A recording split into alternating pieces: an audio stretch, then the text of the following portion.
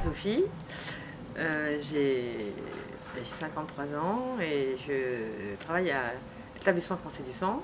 J'ai 2 enfants et un mari. J'étais claustrophobe, donc j'avais une peur panique des endroits clos. J'étais pas bien dans les avions, dans le métro, dans les salles de cinéma, les toilettes de café, tous les endroits où où on était enfermé. Puis depuis au moins 25 ans. Voilà. Et donc du coup, j'avais organisé ma vie de manière avec une stratégie d'évitement et donc j'étais toujours en train de chercher le moyen d'arriver soit à une destination, soit à un rendez-vous professionnel, en ne prenant pas le métro, en y allant en voiture, en taxi, en bus. Voilà. Et encore le bus, il fallait pas que ce soit trop bondé à l'intérieur. Donc j'ai laissé passer beaucoup de temps. J'ai perdu aussi beaucoup de temps dans cette stratégie d'évitement.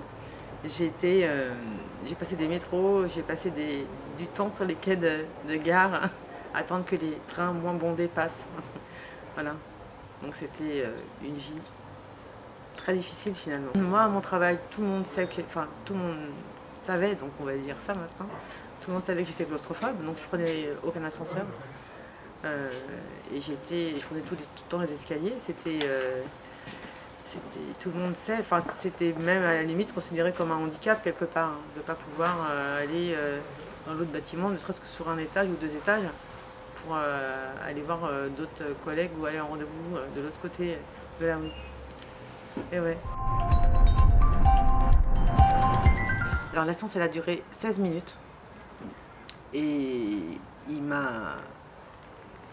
quand il m'a quitté, il m'a dit: vous n'aurez plus jamais peur des endroits clos. Et ce qui est vrai.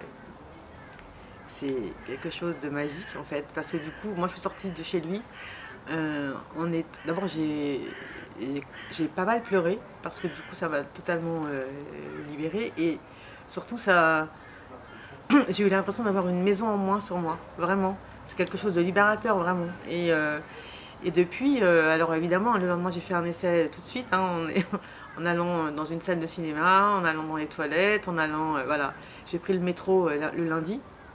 Enfin le RER, parce que moi je prends le RER, en me disant que je ne ressentais mais vraiment absolument rien. Donc pas le cœur qui bat quand la porte se ferme, qu'il y avait du monde ou pas, ça m'était complètement égal. Et tous ces petits essais au fur et à mesure de ma vie courante font que finalement on se rend compte on était quand même pas mal bloqué dans sa vie globalement. Et au fur et à mesure des jours qui passent, donc je me dis que je n'ai pas encore repris l'ascenseur par contre.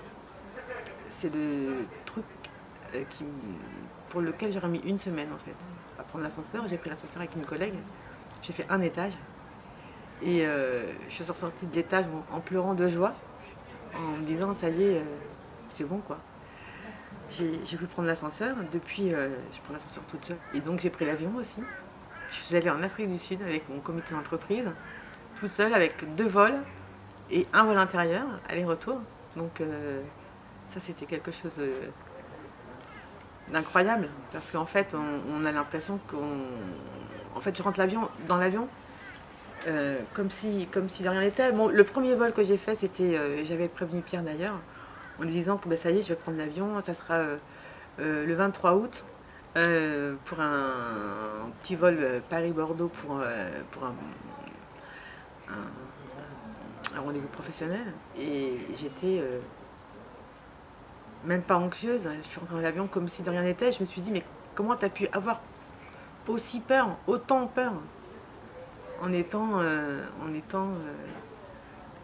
tranquille, en buvant le café dans l'avion et en souriant à l'hôtesse en disant merci.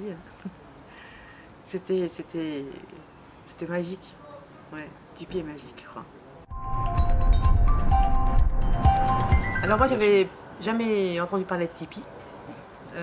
En fait, le 4 mars, j'en ai eu marre de me dire que je pouvais rien faire, jamais de week-end, jamais de trucs loin, de week-end à prévoir, puisque je ne pouvais pas prendre l'avion jamais. Et un soir, j'ai regardé sur internet, sur un site qui s'appelle Voyage Forum. Et en fait, je vois et je tape secret pour prendre l'avion pour les claustrophobes, quoi. En gros, c'est à peu près ça.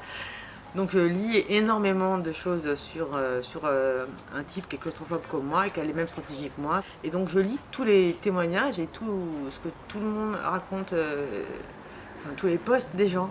Et en fait, ce que je dis, c'est que ça ressemble exactement à moi, à mon problème de même les voitures de porte. Ça ressemble à tout ce que les gens racontent derrière le témoignage du mec qui raconte comment on évite, enfin comment on trouve des stratégies pour prendre l'avion. Et donc je lis 195 posts. Et le dernier post, il y avait écrit moi demain je fais Tipeee, je vais voir ce que ça fait, je vous raconte demain. Et donc me voilà très intéressée, qu'est-ce que c'est que cette méthode?